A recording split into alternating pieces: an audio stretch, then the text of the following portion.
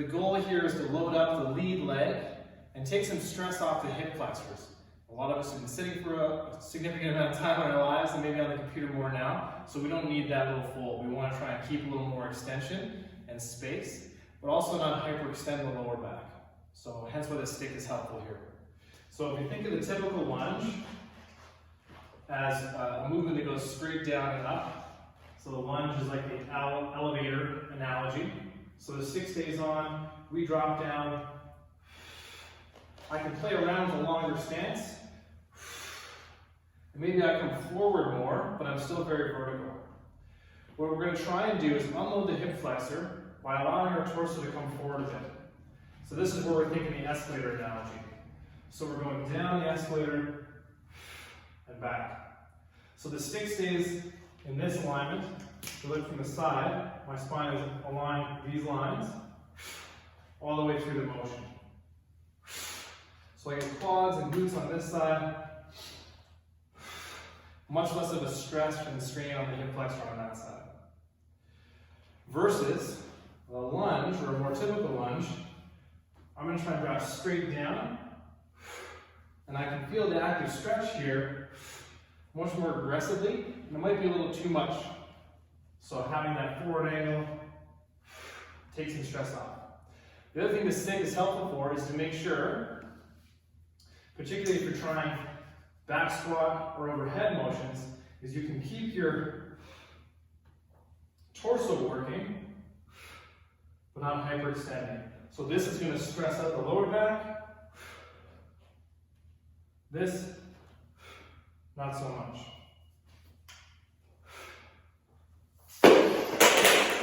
Broomstick's next little modus deep dive is going to look at the deep squat and options to play around with in the deep squat. If you have a broomstick, I encourage you to grab it just to check in and make sure your spine feels good. No matter where your stance is, making sure you can get down there deeply without losing that spine position entirely. Just for a warm-up round at least. So you're taking that stick along for the ride. Maybe you've got it across your shoulders, getting ready for barbells, or maybe even you're going overhead. What we're going to play with now is dropping deep into that lunge, deep into that squat, pardon me. So looking from the side, now I'm okay with unloading my spine a little bit here. I'm going to use my knees to kind of give me some leverage and see if I got a stretch in my hip flexors or groins. And what we're going to focus on here, we're really loading up the hip flexors and quads and that anterior chain. So we're going to walk up, stretch the hamstrings out by stringing the legs, and come on back in again. Feel free to play with your stance, your width, get a nice little deep sensation in the hips, and then drive and stretch out. So coming in wide, using your elbows to drive those knees out to get a different stretch in the groin, and load things differently in your deep hip rotator cuff. There's a bunch of muscles in there, so depending where we are in space, we'll load those very differently. And then make sure we finish by stretching out the hamstrings. Walk yourselves up and really engage your glutes and feel that stretch and unload in the hip flexors. So a little bit of bend. And this is to help us remember when we're doing our squatting exercises to get that full hip extension. So at the bottom of our squat, we load the hips a lot in the front. We make sure we unload and get that full hip extension. You might even feel a stretch in there. So no matter where the hands are, we finish with full hip extension. Not back extension, but full hip extension. So really getting that squeeze. Again, it'll help unload the hips, and we can do a few of those deep squat stretches periodically through your workout.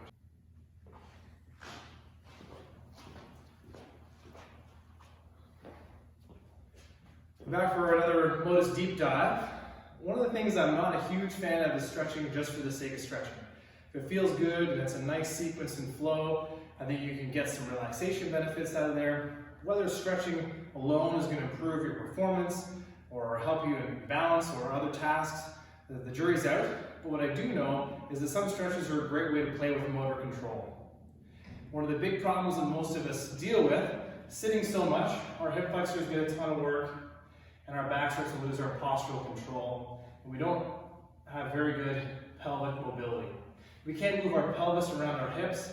It's hard to load well, it's hard to stretch well, and it can be a lot of stress on the back if instead of moving our hips, we use our spine to do all the work of things. So a common hip flexor or quad stretch is actually a great way to play with this pelvic control. So if you've got balance solidly enough, you can do this without grabbing anything, feel free. If you need to grab a little something for balance, feel free to use that too. So the mission here is not just to kick your hand up and pull your leg back, which can get a stretch in here. The opportunity here is to settle in and adjust your pelvis. So if you tuck your pelvis under, you'll notice the knee comes forward. From here, keep your pelvis where it is. You can even use your hand for some feedback. Take a breath in and try and pull your knee back. You'll feel a very different kind of stretching sensation each time you do that.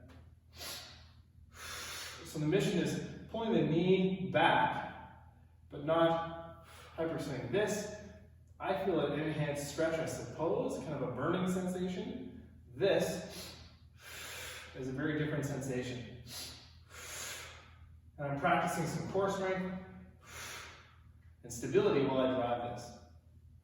So again, looking at the other leg, I can just kick my leg back and hang out here in a weird spine position.